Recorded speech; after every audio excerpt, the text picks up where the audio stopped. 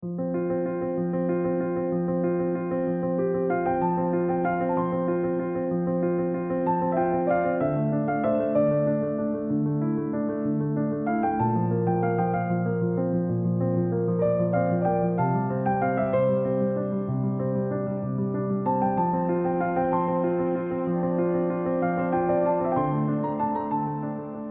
the other day, I was on my way to the store and I was gonna stop at the library to pick up this hold that I had, which I should have waited because I have a second hold that's now waiting there for me. But anyway, I walk into the library and what should I discover except that the semi-annual book sale, the basement book sale, is going on.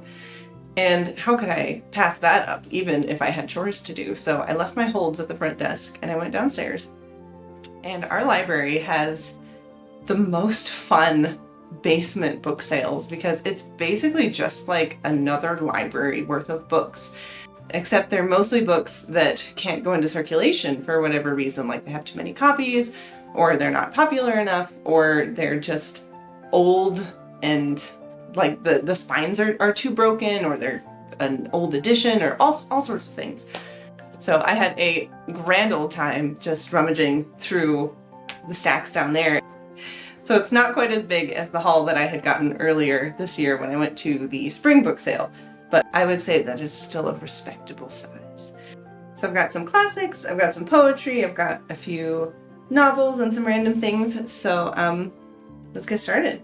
So first of all, I think I'm going to show you the novels that I got because I've never seen these, or I haven't seen these very commonly. I'm not sure this was a very popular series, but it's Dealing with Dragons by Patricia Reed, and I got the first and the second one, and I almost wish that I hadn't got the second one because it's got quite a bit of damage, I guess you could say. It was kind of dirty and I didn't notice when I picked it up. But so I have these two now, but I've only read the first one, Dealing with Dragons.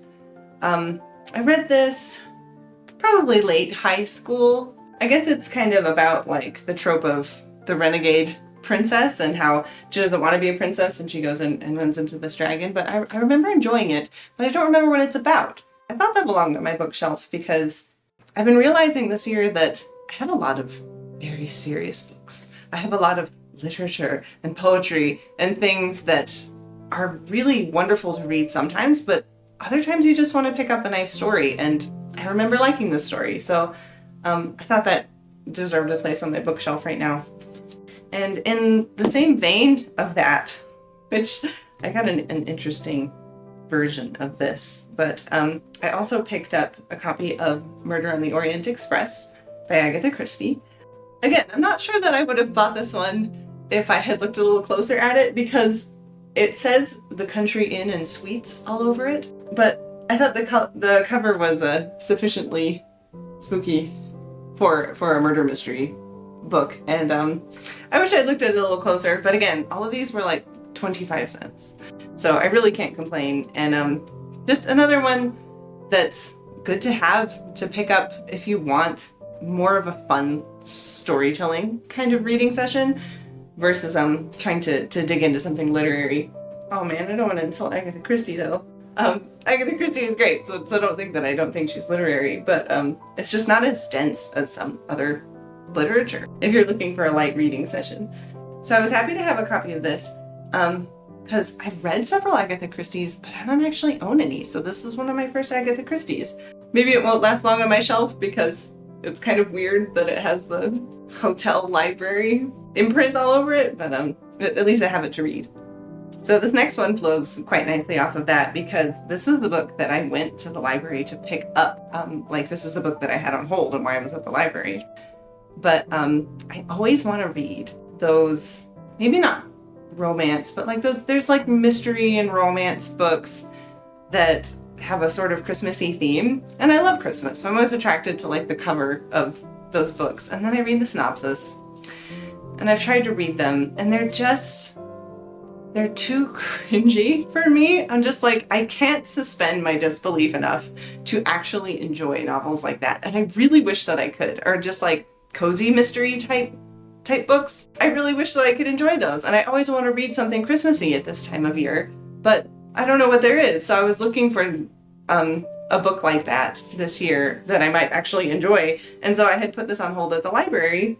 It's Hercule Poirot's Christmas, a holiday mystery, Agatha Christie. And I was like, I enjoy the occasional Agatha Christie. I'm not sure how much I'll enjoy Christmas Murder, especially when it just has outright blood on the cover.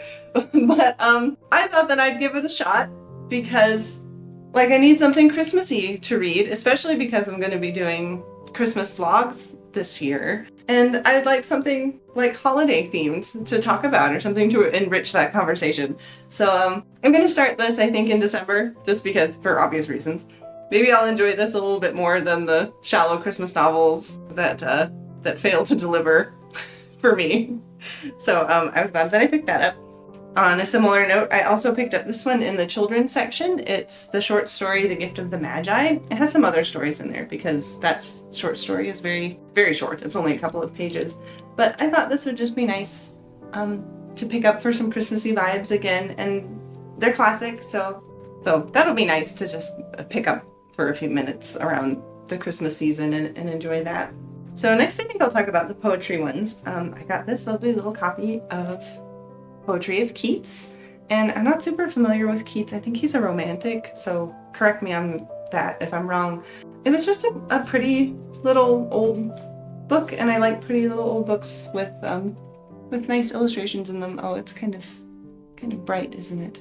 Anyway, it's got some like illustration plates, and yeah, there's Percy Bysshe Shelley is in here, so it must be contemporaneous with the Romantics anyway.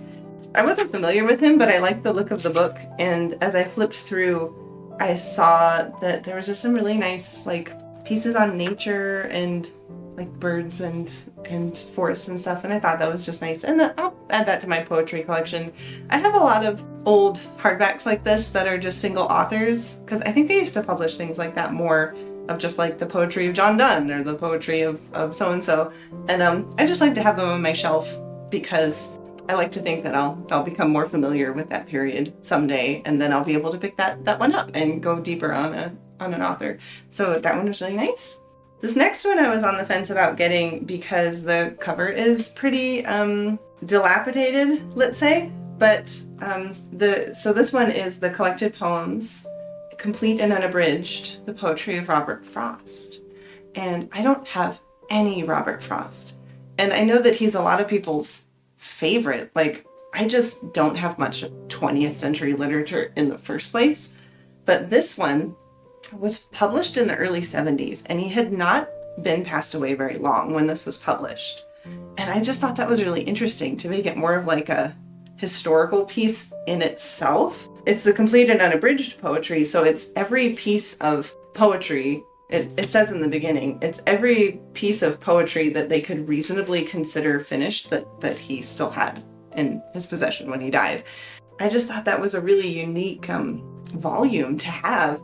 I thought I'd really enjoy that, but the cover's really not in good shape. Like, it's kind of cracking and falling apart, and I can feel like it's going to fall apart more. And then it's very like somebody left it out in the sun because the colors are not true. The colors are not very true anymore. But the typeface was really friendly. Like, it looked really easy to read and really nice to pick up, really nice to hold and pick up and read. So I'm glad that I got that. It might be a project for like rebinding it at some point. I do like art projects. So this next one I actually got 2 of because it's on my classical reading list. It's not next on the list. So I'm currently reading the Odyssey. And then after that I'm not currently reading the Odyssey. So I'm currently reading the Iliad. And then next I'm going to move on to the Odyssey. But after the Odyssey, I'm going to read the Aeneid. And so I got this copy. It's just a little Bantam Classics paperback of one translation. So that seemed quite readable, easy to hold, easy to take around with you, which my large Robert Fagles version of the Iliad is not easy to take with me. I have to be like sitting at a table to read it. It's so huge. So this was appealing to me for that reason. So that's the Alan Mandelbaum translation. But then there was also this one, and it's the Great Books collection. It's got gold leaf on the outside, and it looks pretty. And I thought that it would look nicer on my bookshelf than the small paperback. So I indulged myself and got both copies, you know, 25, 50 cents a piece or so. I indulged myself and got both so that this one will look pretty on my bookshelf. And then this one I can actually read. And they're different translations, so I thought it might be interesting as well to compare the different translations and also from different periods, because this one was published 1950s, I think? Yeah, 1952. Okay, so my camera just died and I had to put in a new battery. So what was I saying? Okay, this next one was also filling a hole on my bookshelf. I went to my bookshelf a couple of weeks ago, a month or two ago, because I heard a quote from Romeo and Juliet and I went to look up the quote. I went to read it in context. I realized I didn't have a copy of Romeo and Juliet. So that was like the first thing on my mind when I was going downstairs into the book sale, was just like, they're gonna have a copy of Romeo and Juliet, because that's where I got most of my other copies earlier this year. I was trying to start my Shakespeare play collection, so they have at least one copy of all of his plays. So I picked up a Romeo and Juliet. I don't usually like those like no fear Shakespeare kind of ones where they have the original English on one side and then the modern English on the other side, because I mean, I think that's really great if you're trying to read it for the first time and like you're just really struggling with the language. But I find that I get more immersed in the stories in Shakespeare if I try to read them in the original language, even if it's harder and takes longer. I feel like the richness of the language is like more than half the point of reading a Shakespeare. So if you're reading it in contemporary language, it's like, yeah, you're getting the points of the story, but are you actually like getting the Shakespeare part? So when I do pick up a Shakespeare, I like to try to read it in the original language. It's not always easy. I don't always finish, but I feel like I get more out of the language that way. So I finally corrected this egregious hole in my bookshelf, and now I have a copy of Romeo and Juliet. I'm sure there are plenty of others that I don't have, because I know I'm not even close to having them all. But I thought that I had all of the major works, so I was rather surprised that I didn't have Romeo and Juliet, but now I do. So thanks for listening to my little book haul. I hope that you enjoyed it. I thought I would take this opportunity, because this is kind of a light video, to make a small announcement that I'm going to be doing Christmas vlogs this year.